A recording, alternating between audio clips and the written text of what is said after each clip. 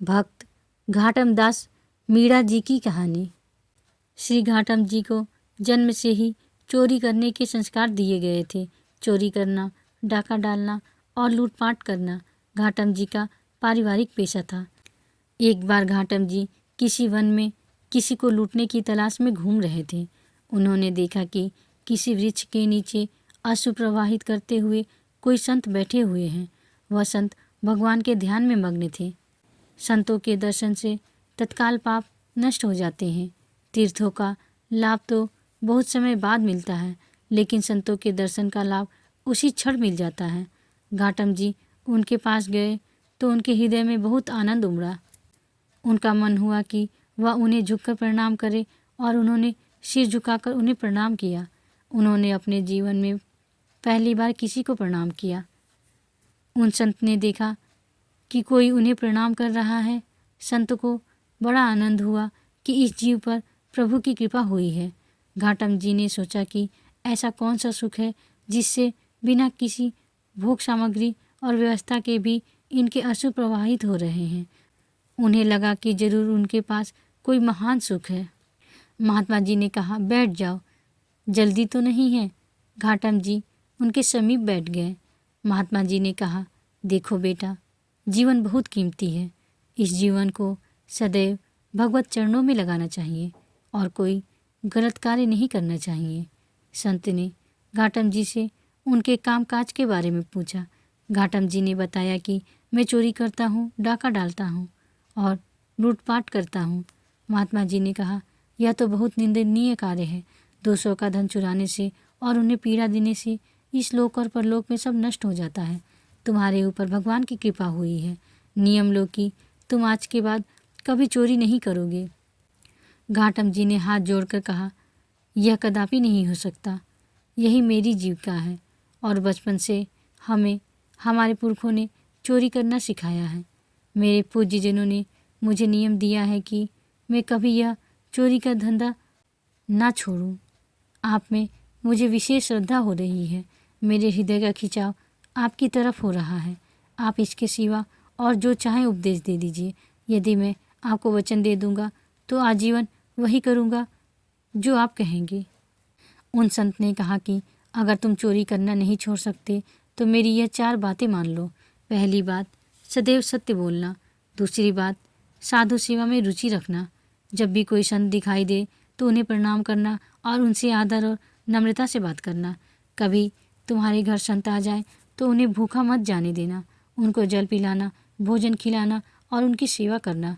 तीसरी बात, आज के बाद बिना प्रभु को अर्पण किए न जल पीना और ना ही अन्न खाना। और चौथी बात, कहीं भी अगर भगवान की आरती हो रही हो तो बिना दर्शन किए वहाँ से मत जाना। घाटम जी ने संत जी को प्रणाम किया और जीवन भर उन 4 बातों को पालन करने का वचन दिया। घाटम जी लूटपाट आदि करके धन लाते, उस धन से साधु सेवा करते और फिर जो बचता उससे अपने परिवार को खिलाते। एक दिन संतों की एक मंडली उनके घर पर आई तो उन्होंने तत्काल उठकर संतों को दंडवत प्रणाम किया और सभी को बैठने के लिए सुंदर आसन दिए। उन्होंने देखा कि घर में कुछ खाने के लिए नहीं है तो उन्होंने बाजार जाकर दुकानदारों से उधार मांगने की चेष्टा की, लेकिन दुकानदारों ने उन्हें मना कर दिया। उस समय गेहूं की फसल की कटाई चल रही थी। उन्होंने देखा कि किसान लोग सो रहे हैं।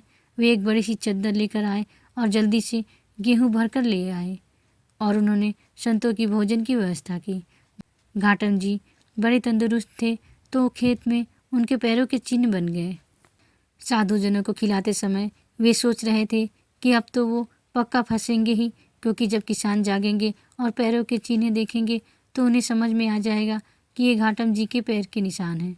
जैसे जैसे संतजन वो प्रसाद खा रहे थे वैसे ही बड़ी धूल भरी आंधी चली और वर्षा हो गई। उनके पैरों के चिन्ह मिट गए। यह बात देखकर घाटम जी को और विश्वास हुआ कि साधु सेवा कभी उन्हें फंसने नहीं देगी। उनके हृदय में बड़ा आनंद हुआ और संत सेवा के प्रति उनकी श्रद्धा बढ़ गई। एक बार कोई उत्सव था तो घाटम जी ने सोचा कि गुरुदेव के पास क्या ले जाएं। उनको लगा कि उत्सव है तो गुरुदेव के पास कुछ सेवा पहुंचनी चाहिए, पर उनके पास एक पैसा भी नहीं था। उन्होंने निश्चय किया कि रात्रि में चोरी करते हैं और जो भी मिला उसे सुबह गुरुदेव की सेवा में दे देंगे। घाटम जी ने एक फौजी सिपाही का वेश बनाया और एक राजा के अस्तबल में घुस गए। रात में पहरेदार ने आवाज़ दी कि कौन है। गुरु की सत्य बोलने की आज्ञा मानते हुए घाटम जी ने बोला कि मैं चोर हूँ।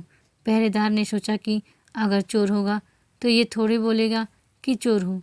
पहरेदार को लगा कि यह कोई राजा का खास आदमी है, तभी यह विनोद में निर्भय होकर कह रहा है कि चोर है। सिपाही के वेश में घाटम जी ने राजा के घोड़ों में से एक बढ़िया घोड़ा लिया और उस पर सवार होकर निकले। उनकी वेशभूषा देखकर पहरेदारों ने फिर पुनः उनको नहीं रोका। वहाँ से निकलकर उन्होंने सोचा कि घोड़े को कहीं बेच देंगे।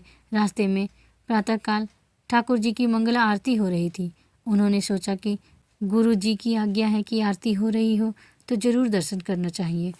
उन्होंने घोड़े को बांध दिया और आरती के दर्शन करने के लिए चले गए। जब पहरेदारों ने सोचा कि राजा का कोई आदमी होता तो सबको सूचना होती, तब उन्हें समझ आया कि वास्तव में वह चोर ही था। राज सैनिकों ने पीछा किया और वहां आए जहां पेड़ से घोड़ा बांधकर घाटम जी आरती का दर्शन करने गए थे। सिपाहियों ने देखा तो घोड़ा वही था, पर उसका रंग बदल गया था। काले रंग का घोड़ा अब सफ़ेद रंग का हो गया था। सिपाही वहां खड़े हो गए कि घोड़ा तो यही है, पर यह तो काला था, ये सफ़ेद कैसे हो गया। इतने में आरती के दर्शन करके घाटम जी मंदिर से बाहर आए। सिपाहियों ने पूछा कि ये घोड़ा वही है ना जो तुम रात्रि में चुरा कर लाए थे, सत्य बोलना था। घाटम जी बोले, हाँ, मैं वही चोर हूँ जो घोड़ा चुरा कर ले गया था। सिपाहियों ने पूछा कि वो घोड़ा तो काला था, ये सफ़ेद कैसे हो गया। घाटम जी बोले कि यह तो ठाकुर जी जाने। मेरे गुरु जी ने कहा था कि आरती हो रही हो तो प्रभु के दर्शन करना।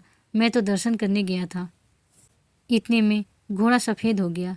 ये मेरे गुरु जी का ही कोई चमत्कार होगा।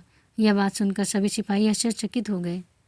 सिपाहियों ने घाटम जी और घोड़े को साथ लिया और राजा के पास जाकर सारी बात बताई। घाटम जी की सत्यता और गुरु वचनों पर दृढ़ निष्ठा देखकर राजा बहुत प्रभावित हुआ। राजा ने कहा कि तुम चोर हो पर सत्य बोलते हो और संत आज्ञा का पालन करते हो, इसलिए घोड़े का रंग बदल गया। राजा ने कहा कि जो प्रभु अपने जन के लिए ऐसा कर सकते हैं, उनकी निश्चित ही हमारे ऊपर कृपा होनी चाहिए, और कृपा तभी होगी जब हम आपका सम्मान करेंगे। राजा ने बहुत सारी संपत्ति घाटम जी के नाम कर दी। संपत्ति लेकर घाटम जी गुरु चरणों के दर्शन करने के लिए गए। घाटम जी की अपने गुरु पर श्रद्धा और बढ़ गई कि मुझ जैसे चोरी करने वाले को जहाँ राजा से दंड मिलना चाहिए था, वहाँ सम्मान मिला। वे गए और गुरु जी को भेंट समर्पित की। उत्सव में सम्मिलित हुए।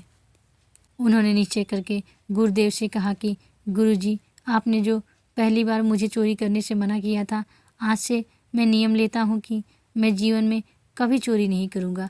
आपकी कृपा से मुझे बोध हो गया है कि मैं बहुत गलत कार्य कर रहा हूँ। उन्होंने निश्चय कर लिया कि अब कभी चोरी नहीं करेंगे। घाटम जी को अब सत्संग सुनते हुए और साधु सेवा करते हुए काफ़ी दिन हो गए थे। अब उनके मन में आया कि ठाकुर जी कैसे दिखते हैं, कभी उनसे मिलना चाहिए। बहुत दिन तक उन्हें ठाकुर जी नहीं मिले तो उन्हें गुस्सा आ गया। उन्होंने ठाकुर जी से नाराज़ होकर कहा कि पहले तो मैं बिना नहाए खाता था, अब आपके लिए मैं नहाकर खाता हूँ और आपको अर्पित करके खाता हूँ। और पहले मैं कभी कंठी माला और तिलक आदि नहीं लगाता था, पर अब मैं आपके लिए गले में कंठी धारण करता हूँ, माथे पर तिलक लगाता हूँ, केवल आपके लिए। प्रभु, आपके लिए मैं इतना कर रहा हूँ, आप मेरे लिए क्या कर रहे हैं? क्या आप मुझे दर्शन देंगे? प्रभु उनकी यह बात सुनते ही तत्काल प्रकट हो गए। प्रभु संतों के वचनों को सत्य करने के लिए सदैव तत्पर रहते हैं। सत्संग के प्रभाव से घाटम जी का जीवन पूरा पलट गया। पहले वो सोचते थे कि कहाँ जाकर चोरी करनी है, और अब वे ये सोचते कि कौन से साधु कब पधारे और कैसे उनकी सेवा हो। जब वे चोरी करते थे तब सिपाही हथकड़ी लिए उनको बंदी बनाने के लिए घूमते थे, और जब संत समागम हुआ तो लोग उनकी चरण रज को अपने माथे पर लगाने लगे। घाटम जी ने एक संत की शरण ली और उनके वचनों का पालन किया तो वो प्रभु के दर्शन पाकर परम भागवत बन गए। कैसा भी दुष्ट हो, यदि उस पर संत कृपा हो जाए तो उसके लिए भगवत दर्शन और भगवत भक्ति दुर्लभ नहीं रहती। इसलिए सत्संग सर्वोपरि है। सत्संग से घोर दुष्ट भी महात्मा बन जाता है। राधे राधे।